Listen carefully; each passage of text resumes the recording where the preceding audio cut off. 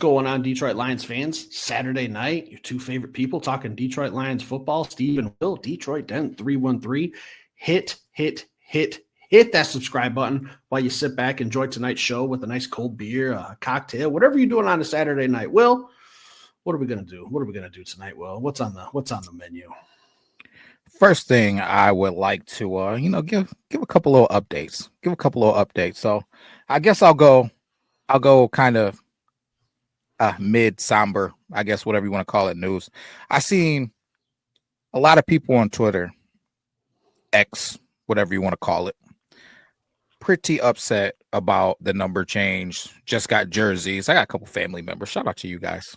Got jerseys. Just got that Gibbs jersey. Pissed off. New number.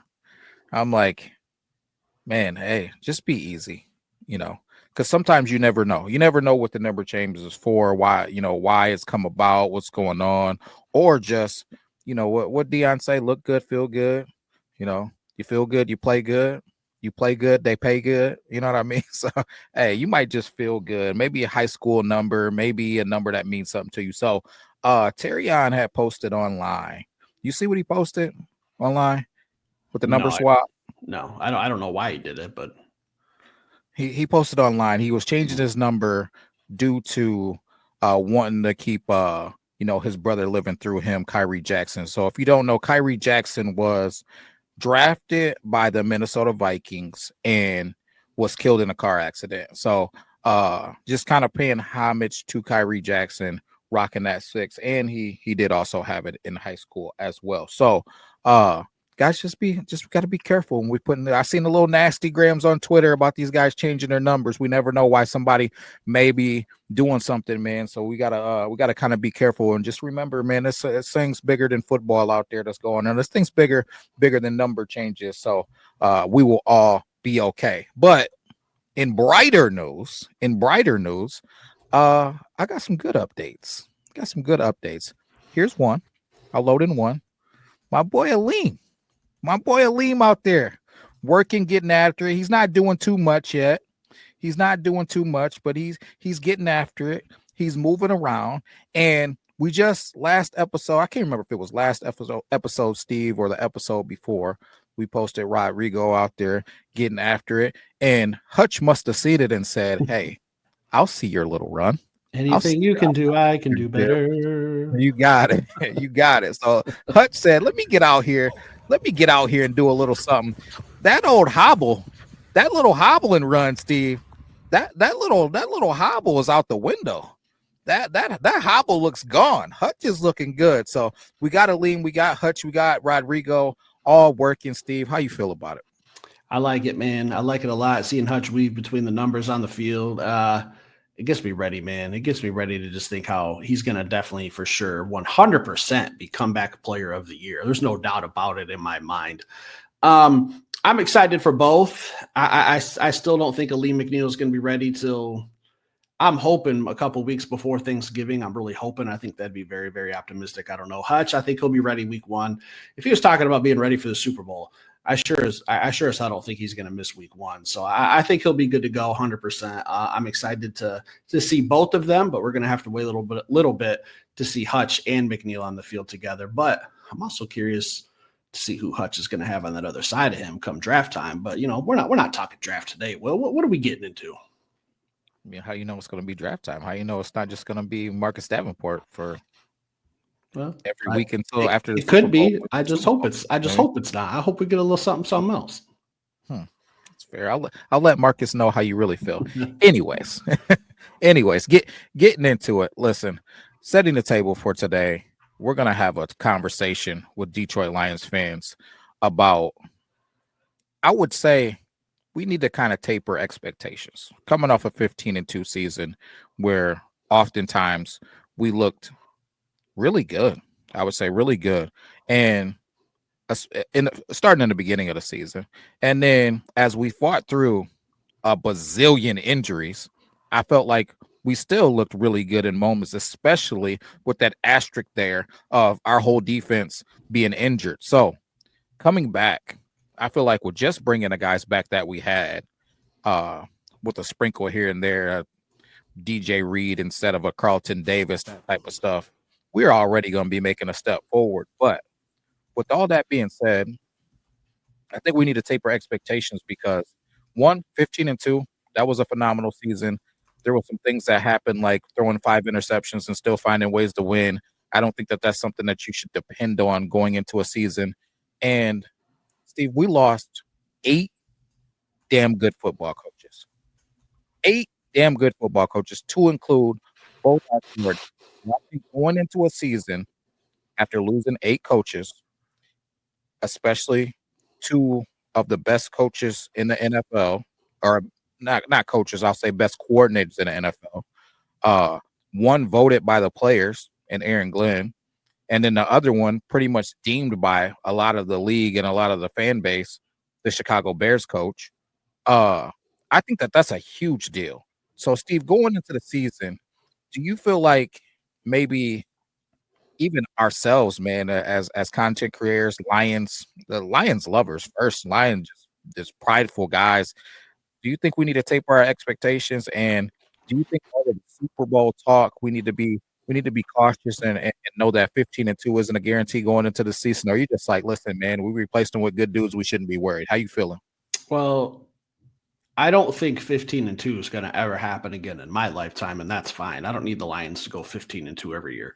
It's great if they do, but did we hang a banner for going 15-2? Was there a parade on Woodward that I missed for going 15-2? Because the ultimate goal is the Super Bowl. I still think that this is a Super Bowl caliber team. I think if I'm an offensive or a defensive coordinator like Shepard or Johnny Morton, and I've gotten the keys to 2 Ferraris with a team that's ready to win, a team with high expectations, this is where I want to be. We did better as a 12-5 football team. We were 30 minutes away from going to a Super Bowl. So I don't care about record. I just need a record good enough to seed myself in a nice spot when it comes playoff time. If I can get that number 1 seed, great. If I can only get maybe 2 out of 3 home playoff games, that's fine too. But this team's going to be just fine. I know we have some questions going forward. 8 new coaches, that's a lot. It seems like a lot to overcome. These coaches were former professional players. They know how to carry themselves. I don't see anything really changing. I think that all of the free agents that we've added have just kind of been like, I think the question is going to be, how are the offense and defense going to look? I would imagine, I know that they've each got their own little sprinkles, Shep and Johnny Morton. Johnny Morton saying, hey, I want to get more explosive plays. I think Kelvin Shepard's probably going to run a similar defense to what Aaron Glenn was doing. So I don't see a whole lot changing. The only thing I see us really doing different is maybe I'd like to see not running the ball on 3rd and 1 when we could go up a touchdown. Like I just want to see little things like that. Like, let's just not try to be over smart. Let's just play good quality football. And even if the run's coming, just run it down their throat. Because, we talk about that Ben Johnson play against Washington.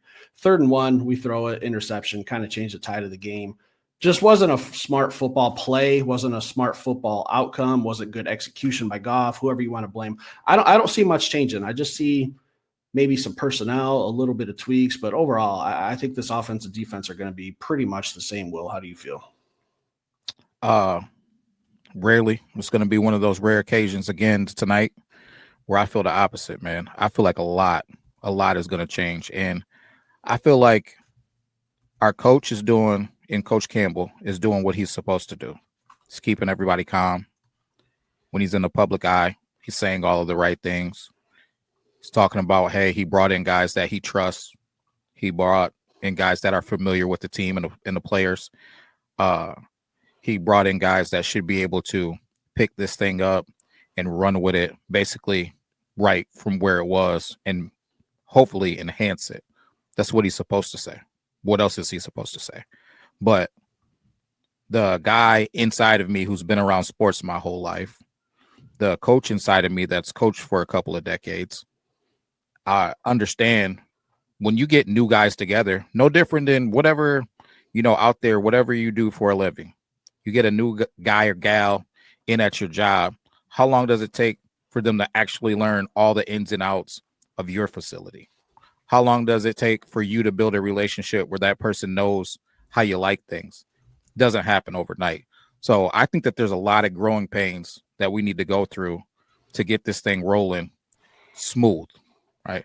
So I think we got to be cautious and understand that Yeah, 15-2, who cares? I'm not worried about 15-2 either. But we need to make sure, one, we get ahead of this thing. So hopefully we can get some wins under our belt as we start to learn each other. But Shep is going to do it the way that Shep does it. He's going to run practice the way that he runs practice. He's going to run the drills that he wants to run. He's got new coaches in the building. They're going to do things under his microscope, no different than the offense is going to do it under Coach Morton's microscope in the way he wants to do it. But they also, the new ones got to learn him. The players got to learn these new coaches, because as I look at this list, Steve, of coaches, you got a bunch of guys who, first things first, Coach Morton, for instance, he's done this thing one other time, but it's been a decade since he did it. A lot has changed from even just a technology standpoint. I can't even imagine what it's like at the NFL level, at the high school level. A lot of things have changed from technology. Heck, I'm getting on the app now, and I'm separating everything, digitally way easier than back when I first started, and we were scribing everything, or those guys had other people scribing stuff and getting it from people on paper and stuff like that. There's just a lot of things that are changing. The players are different, man. And I understand that Coach Morton has been around the players, but he hasn't been around the players in the same capacity as being an OC and the play caller that he's going to be in quite some time. So I think there's going to be some adjustments, and there's some things that he's going to have to go through. I'm not saying that it's the hugest deal in the world, but split-second decisions decide games. I remember when Coach Campbell, first season as a head coach, some of the goofball mistakes that he made and people were hammering him for. It's not because he's dumb or a meathead like some people say. It's because you don't find stuff out until you're in the fire, right? What do they say? Forged in fire, right? So you don't find it out until you're out there. So a lot of these things are going to be happening real live during games. A lot of these things are going to be happening during practice. You know what I mean? So, like I said, as I look through this thing, we got a lot of coaches that are going to be their first time in Detroit. We got a lot of coaches that are going to be their first times working together. When we're talking about Coach Morton and Coach Shaw and Brad Gretkowski and our new running backs coach, even though he's worked with Jahmyr Gibbs, and you could say they got a relationship. Him and David Montgomery don't have a relationship. Him and Craig Reynolds don't have a relationship. So, Coach Roll, and then it's multiple assistants. We got 10 new guys that are coming into this building, right, to be coaches for the Detroit Lions. So it's gonna take some time for these guys to gel. Now, is Will in a panic about it, like we can't win a Super Bowl? No, I'm not saying we can't win a Super Bowl. I'm just saying that we might need to have a little bit of understanding and give these guys a little bit of grace as they figure this thing out. And if stuff isn't just clicking on all cylinders, we need to make sure that we understand what this really is, because if Coach Morton doesn't have this offense looking like the Chicago Bears coach did week 1, that doesn't mean he's a bad coach. Let's give him some grace. And if Coach Shep isn't making all the proper defensive calls or managing the game the right way, we have to remember that this is his first time getting to pull the trigger and be the DC. So I'm seeing a lot of people online talking about Super Bowl or bust already, and I'm just like, man, let's pump the rates now. Does Will want to win a Super Bowl? He sure damn does. And does he believe that we got a roster that's capable of winning a Super Bowl? I surely do.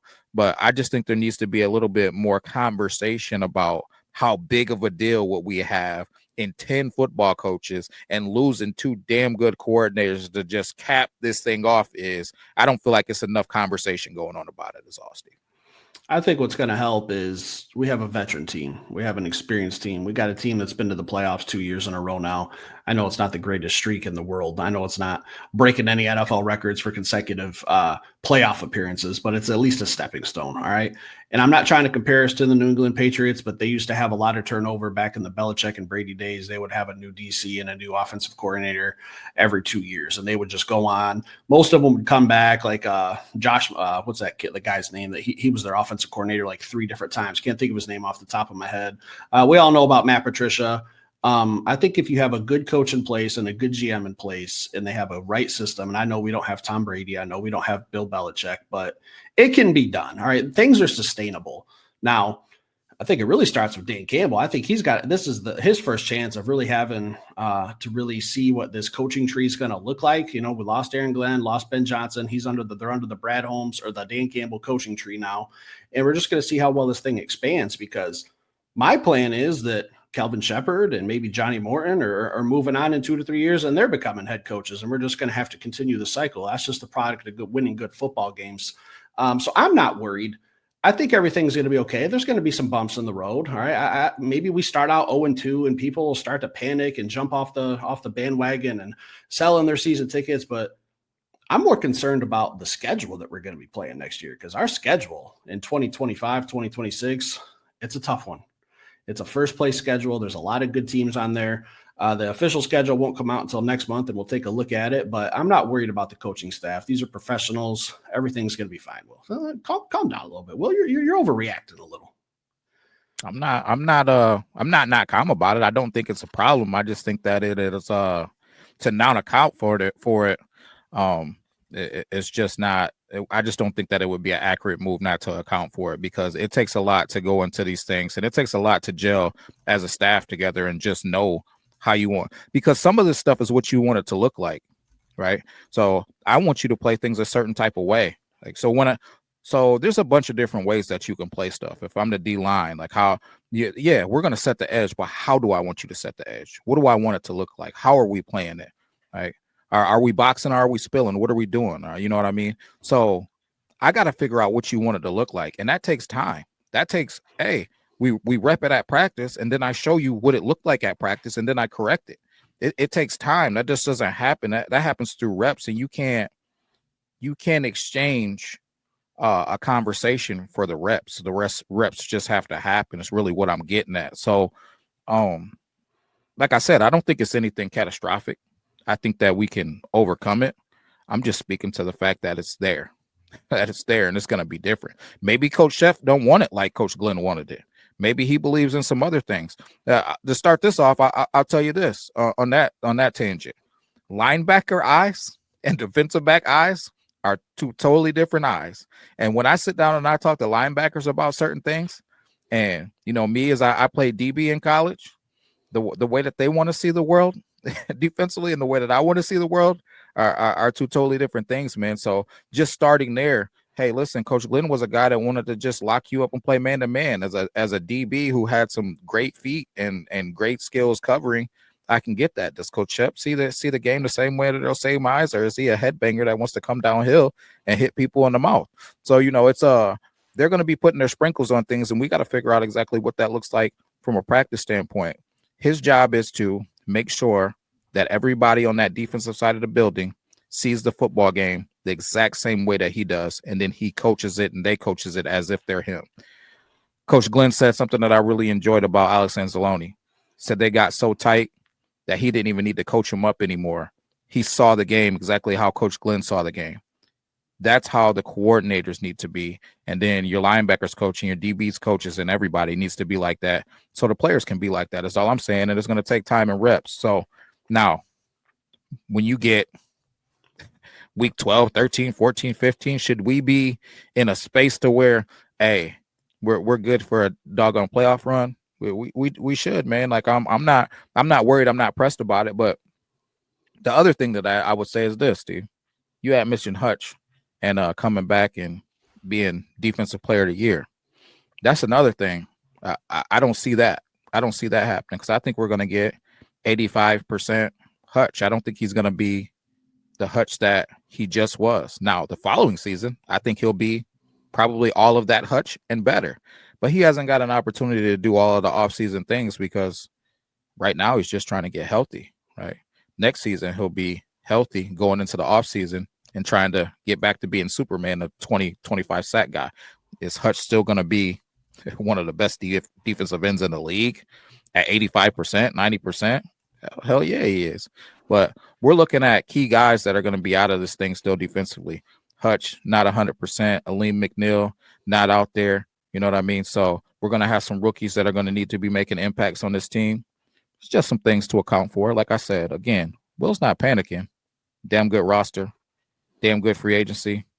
Lots of damn good people in this draft that we can add to this team. I just think this coaching staff is going to be a X factor that needs to be accounted for. And I'm here for it. And I know, what a lot of people are going to say. Coach Morton's been here before. And, just like kind of like similar to you said, these are all professionals, but we got to figure out what type of professionals we are and make sure that all these guys can gel together. Because some of them have coached together before. But yeah, just because I got 3 guys that have coached together before, they weren't in charge. So that's number one. So, hey, do we know whether or not Sean Payton made it look like Coach Morton did? You know what I mean? Because if they were all under Coach Payton, then maybe he wanted to look like X, Y, and Z. So not to be, it's getting minute. It's getting we're getting into the intricacies of the game. We're getting into I don't even know the word I'm looking for, man, but just like small things, small little ticky-tacky things. Yeah, but it's inches matter, man. Whether or not I held the gap matters, and when I got there matters, and how I hold it matters, man. So and do we all have an understanding of what's going on? That matters, because that split second, man, can be that running back squirting through and getting a touchdown, or the ball getting through and me not tipping the ball or batting it down or intercepting it. So I'm excited to see it, man. I think that it's going to get exciting, because we are going to watch a team continuously get better from week 1 to week 2 to week 3 to week 4. And I don't think we're going to look like the team that we look like week 1 by week 17 going into that playoff run. And we're going to get to see new stuff. It's going to be fun. Coach Morton's going to be throwing that damn ball down the field to J-Mo. And Steve, it's about to be some fireworks in Detroit, and I'm here for it. I will say that I think most teams, this could be a distraction. All the coaching turnovers, it could be a distraction. But I don't know. Maybe I'm just Mr. Optimistic today, or maybe I'm just Mr. Diehard Bible thumping Detroit Lions fans. But I just believe in this organization now. Like, so much to the point when Dan Campbell took over, we went out and got season tickets. So I'm not questioning anything. I think everything's going to be fine. I think for most teams, if they lost 8 coaches, probably looking at a down year where you miss the playoffs. Maybe you're in the bottom 5 of the teams, because it's just a tough season, a tough schedule. There's a lot of excuses, but I just don't think Dan's going to buy into that. And he said a quote earlier. I don't know when it was. It might have been earlier this morning or yesterday. Someone had asked him about the schedule, and he said, "Man, I love it. I look forward to it. I see a lot of outdoor games on grass. I hope it's raining. I hope it's muddy. I hope we get to play a Detroit Lions brand of football." Well, I don't know why, but maybe that quote just stuck with me today, and it just kind of put me in a good mood where I'm just like, man, nothing's going to derail this team besides injuries. Like, we have all the personnel. We have good coaches. We have a great head coach. We have an aggressive head coach. I trust that the hires he made were the right ones. So until I see otherwise, and hopefully I don't, I'm going to be beating the drum of this team's going to be in contention again, like it has for the past 2 seasons. We're going to be in the Super Bowl conversation. We're going to be in the playoffs. We're going to win the division. We're going to host home playoff games. Just hope that when those home playoff games come around, everyone's a little bit more focused in. Everyone's a little bit more hungry, because that's another quote that Dan Campbell's talking about. Are you still hungry? Because I know that this team's got a little taste of success, but they haven't gotten to the steak yet. They haven't gotten to the main course. I'm excited for the season. It could be a distraction, but I think by week 5, we're going to forget we even got new coaches. Well, everything's just going to be running smoothly. We're going to get it all sorted out. If you're still here, I'll drop some sauce. Uh-oh. So there's one reason that I'm not worried about the Detroit Lions. And some of it has to do with Coach Campbell, but it has more to do with the players. He said it himself. This at this point is the players' team. It's Jared Goff's team. It's, you know what I mean? It's Alex Anzalone's team, and the list goes on. Not just those guys. Those are just 2 guys that have been here and, leaders of the team. But when we look at the guys that we draft winners, right? And winners win. That's what winners do. They win. They win all the time, though. And we have a lot of guys who win every single day. They win practice. They win off season. They win as parents. they win as kids. Like, they're just winners. They do the things that you need to do to win. Like Coach Campbell said, and I don't if I misquote him exactly, forgive me. Feel free to correct it in the comments, but hey, we're just going to work a little harder. We're going to be able to go a little bit longer, and we'll have a little bit more grit. We'll be a little bit tougher. We'll deal with a little bit more pain, and we'll do whatever we need to do to win. That's the bottom line. So when they're drafting the guys, that's the X factor. That's what you see. That's why you get a lot of guys that were captains for their teams. You're describing the characteristics of captains. Those guys don't just start to become losers. Right? So as you go through these games and these situations, I don't give an F who you put on the schedule. Are we going to be tougher? I believe that we have a lot of guys that have the mindsets of the Penei Sewells and Amon-Ra St. Browns. They're just going to go out and do whatever it takes to get that victory. So, yeah, I'm not stressed about this coaching situation. I'm not stressed about our players. I'm not stressed about the draft. I'm excited. I'm excited. I can't wait, Will. Yeah, I believe in all of those things that Coach Campbell's saying. Like, he is down to play in the rain. He's down to coach in the rain. And I've seen him coaching in the rain, and he's out there. He's not out there in rain gear with a hoodie up trying to block the rain in his face. No, he's standing out there in his long sleeve T-shirt with his sheet that's laminated, and he's looking at it, and he's unfazed by the rain. He's happy. You're uncomfortable.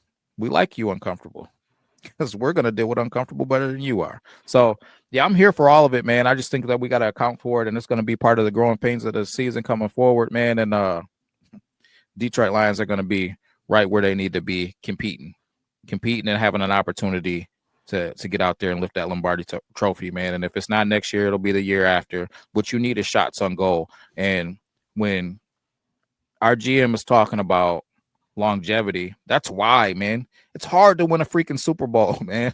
It's hard. Even if you got a good team, you gotta be healthy enough to win it. Some things got to bounce your way. So the amount of shots you get on goals matter. So it's not about just going out and getting these Trey Hendricksons and Max Crosby's or whatever. And that's why he's doing this. He wants to sign his guys so we have a freaking 10-year window to go after and be a playoff team, because you only got to go on a run one time to lift the Lombardi trophy. You only got to get hot at the right time one time. Shoot, the season before, I would have told you that I wasn't expecting us to be in the Super Bowl that season before, right? And we were, just like you said, Steve, we were a half away from going to the Super Bowl then. I felt like going into the season, I felt like we had a better team last year. We just got banged up. So we just need to get hot at the right time, play some damn good football at the right time, and we'll be just fine, man. But it's gonna look a little bit different, man, in this coming season, and I'm here for it. Yeah, I still kind of think that the Detroit Lions are ahead of schedule. Like, if we're talking 15-2, I wouldn't have expected that last year. I'll probably be expecting that this year. But again, don't care about record. Get into the playoffs.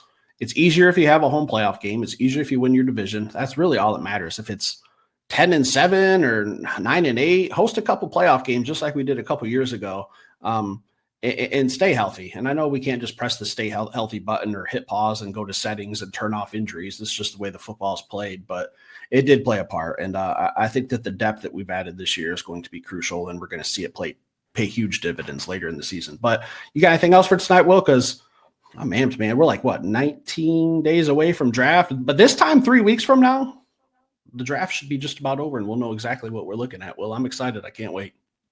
Yeah. My last thing will be this, man.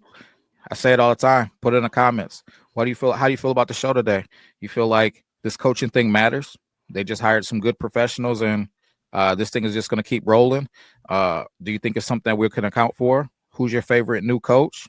Whatever you're feeling, drop it in the comments. Let's talk about it. That's all I got, Steve. I'm with you. Hey, stick around, hit that like button. We'll be back later with another show.